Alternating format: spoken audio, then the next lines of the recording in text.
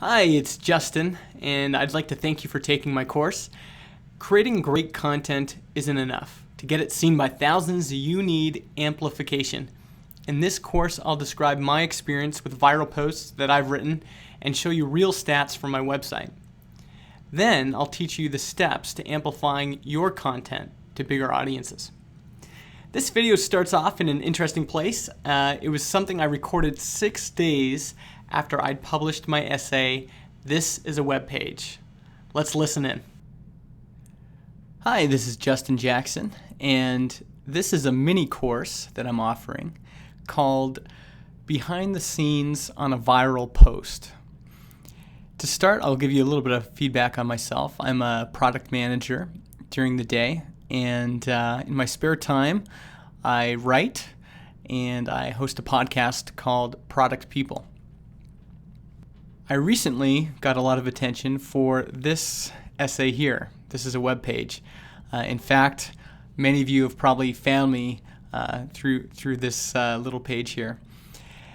I've also had some other posts that have done really well. If we just go to my blog stats, I wrote a post in the summer, August 2012, called Things I've Quit Doing at My Desk. And that's been viewed about 80,000 times. And it was also published on Lifehacker, where it's been viewed about 107,000 times. So that was really my first. I'd been blogging for years, but this was really my first, the first thing I wrote that really went crazy. Since then, I've written some other posts that have done quite well. $20 in an Envelope was a post I wrote about an interview I'd had with Jason Fried. That's been viewed about 40,000 times. And then coming in third place and fourth place, respectively, Building a Standing Desk. I've written that quite a while ago, so this is older than the rest of these. That's had about 20,000 views. And then you can see some of my other posts are usually 5,000 views and lower. I've also written some posts that have done really well on Medium. The biggest is When Design Doesn't Matter. It's been viewed 8,000 times, read 6,000 times. And there's some other ones here as well. Quit Attracting a Crowd, Heads Down, etc. But words, or This is a Web Page, definitely is attracted the most attention. So I originally published this on the 20th of June 2013, and today it's June 26th, so 6 days later. So let me show you the stats for This is a Web Page. And this isn't necessarily to brag, it's just to give you some background on why I think I can even teach a course on behind the scenes of a viral post. So here, let me open the kimono here. So in the last 7 days, words.html, which is on my site, justinjackson.ca, has been viewed over 133,000 times. The Spanish version has been viewed almost 8,000 times. The Korean version has been viewed about just over 3,000 times. So that constitutes about 150,000 unique page views for my site overall this past week, which is crazy. And it definitely really went nuts the day I published, which was June 20th, 2013, with almost 80,000 page views. Just to give you some more context, a really popular post on the Huffington Post or New York Times might do about 20,000 page views in a day. So this is, 2 or 3 or 4 times that volume. And it's just me. I live in a little city in British Columbia, and I was able to write, publish, and syndicate this across a bunch of different places, and obviously get a lot of attention for it.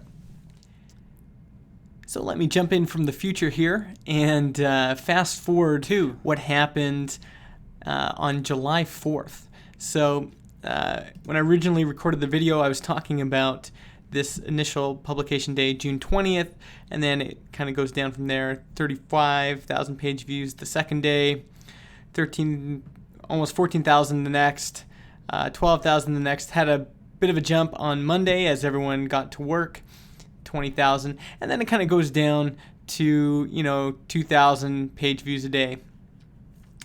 All of a sudden on July 4th, we have this huge spike, 69,000 page views in a day. What happened? And the way I noticed this was actually kind of funny. I noticed that there were a ton of people from Japan following me on Twitter on July 4th, which is a Canadian and an American holiday. So I was not at work, and I'm just getting all these notifications from people following me from Japan. And eventually logged into Google Analytics, and I could see, whoa, there's a lot of people visiting the site from Japan. So we can go to demographics and location, and there's Japan. And if we look at the dates here, so June 20th to July 6th, Japan, I actually had more visits from Japan than any other country. 71,000 visits from Japan, 60,000 from the United States, about 11,000 from the United Kingdom, about 11,000 from Germany, and so on. So a huge number of visitors from Japan. And so I was kind of trying to figure out what happened. So one thing that happened was if we take a look here, there was a Japanese translation that had been made. One of the readers of the original essay saw it, contacted me, asked if they could translate it into Japanese.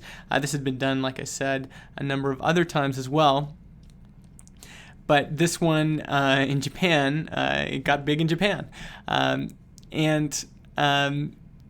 So the original essay at this point had been viewed, there had been 152,000 page views and almost 80,000 page views from Japan.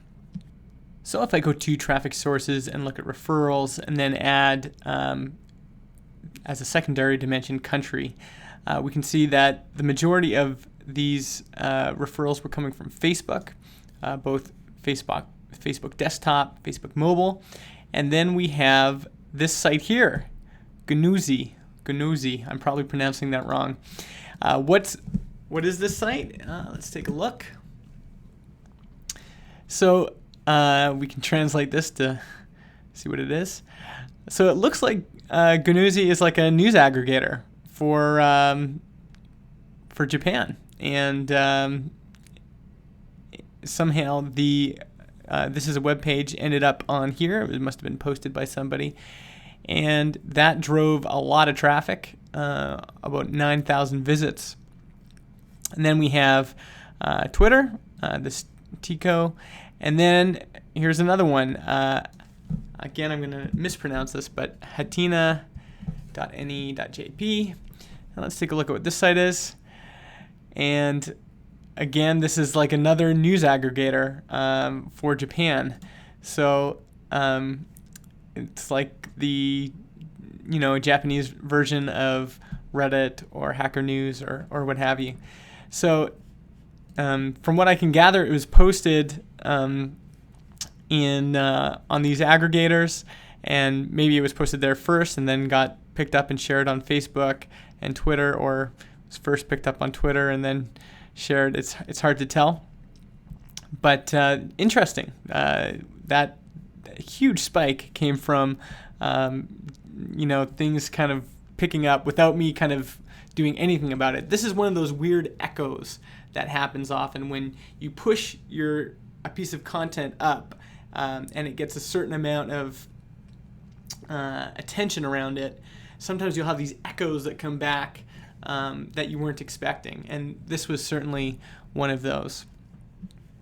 Another interesting echo that I don't know if I talk about later on is this one here. This is a web design magazine in Germany, and they published a piece on my essay, and that ended up actually getting quite a bit of traffic as well, especially since a lot of online magazines don't end up driving as much traffic as you'd think, but this particular one, t3n.de, has driven quite a bit of traffic. All right, back to the past. So the story behind this as a web page actually starts the night before, June 19th. I had a string of tweets talking about content on the web, websites, etc. And this is an example. Most websites don't need a redesign, they need a rewrite. And that got about 8 retweets and 5 favorites, and I thought, you know what, there might be something here. And I kept tweeting, here's one. It's still funny to me that we don't start every new web design project with just words on a page. And there's some good discussion on this. And then I just talking about writers and how I feel like they're underpaid in the web world. We often pay developers and designers quite a bit, but writers themselves aren't very well paid. So there's a series of tweets, and finally I felt like, I need to write something. And then I had this idea to go back to the basics of the web and just create this simple, clean page, kind of reminiscent of a page that we would have seen in the 90s when the CSS2 spec was out. Just basic HTML, really. And so I started writing. I think I wrote this early in the morning on Thursday, and it's by no means, it's not like it's unreal writing, but I think there's a few things that people kind of connected with.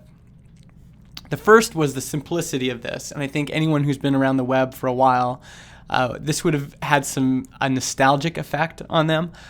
Because this is what websites look like when we got on the web. I've been on the web ever since Mosaic, the original version of Mosaic, came out.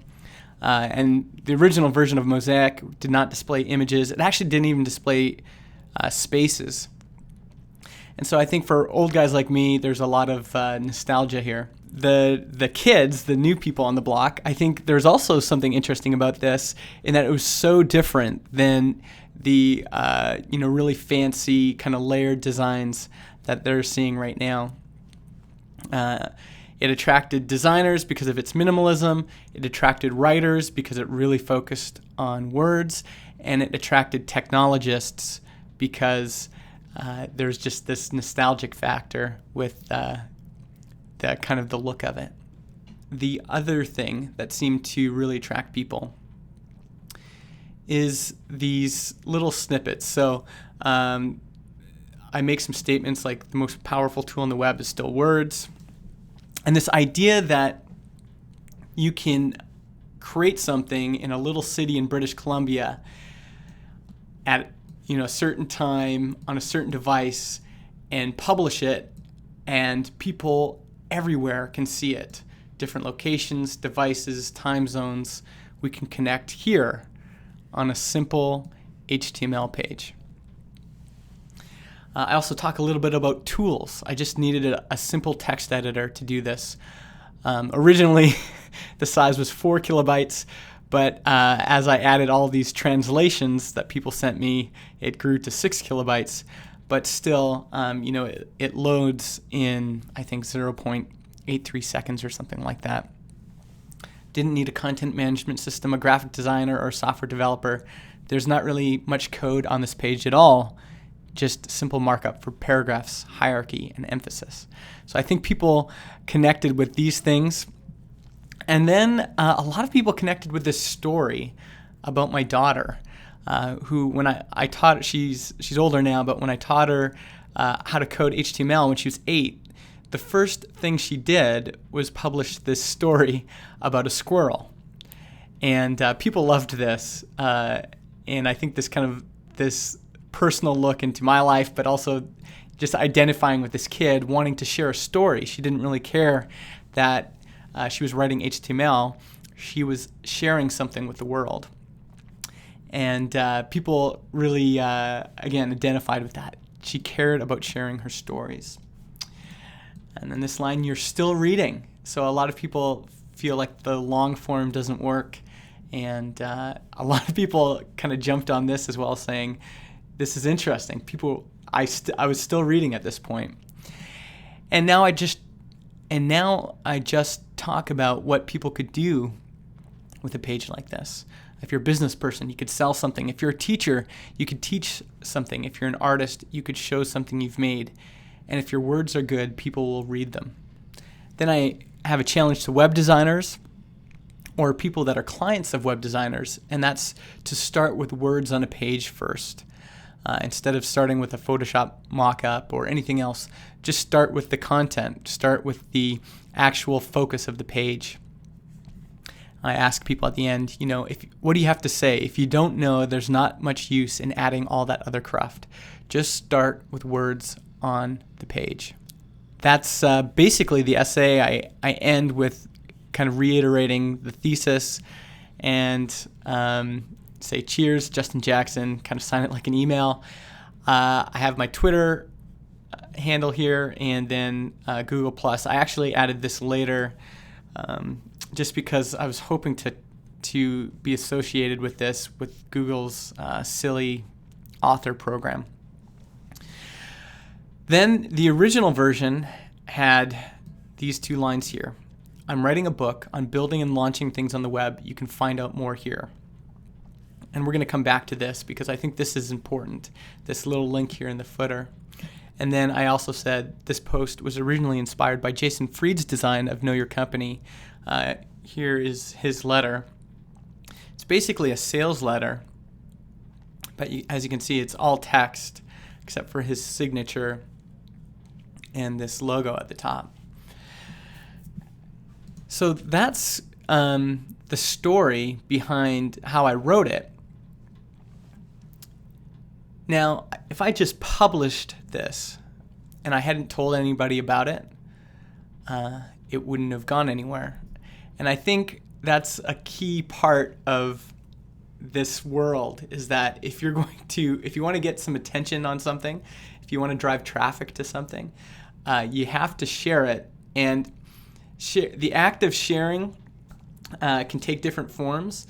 And to effectively share, you need to tap in to networks with a lot of people.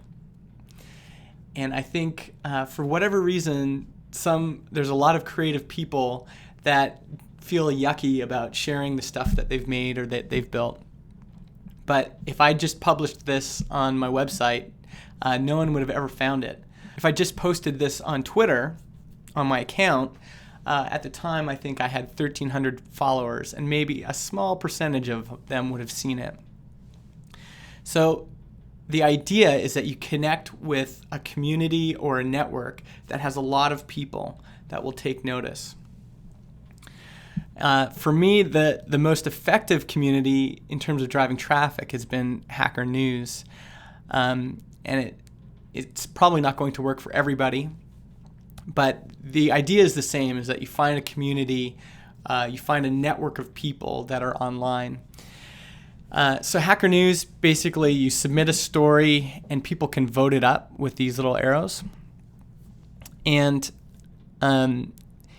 basically once something, I'll show you the homepage today, once something gets enough points and it's kind of accelerating at a certain speed, it'll get to the homepage, which is what this is. And I've been on the homepage, I think, 4 or 5 times. Basically, if you don't get on the homepage, you don't really, you won't really get anything. So maybe I'll show you all my submissions so you can see what this looks like. So I submit a lot. I have pages and pages of submissions. A lot of them are 2 or 3 points, 6 points. The winners, like $20 in an envelope. This was number 1 on Hacker News probably for 2 or 3 hours. That's 187 points. But you'll see there's a lot of things on here that are just a couple points or no points, and those don't get to the homepage. So Patio 11, also known as Patrick McKenzie, has this great saying about how only winners win on the internet. And really, the lion's share of the traffic on Hacker News or any list, whether it's a Google search result or anything, is going to go to the first 5, and it's definitely going to go to the first page. So in my experience, after having all of these posts that have done really well, only winners win on the internet. You have to be in front of the most people, and usually the most people are on the front page. Again, whether that's Hacker News, Google search results, etc. And so really, if you want people to notice what you've written, first of all, actually, let me back up. If you want people to notice what you've written, it does have to be good.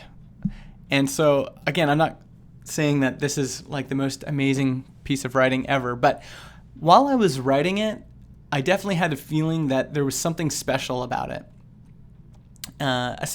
Especially because of some of the feedback I'd received earlier from tweets I'd written.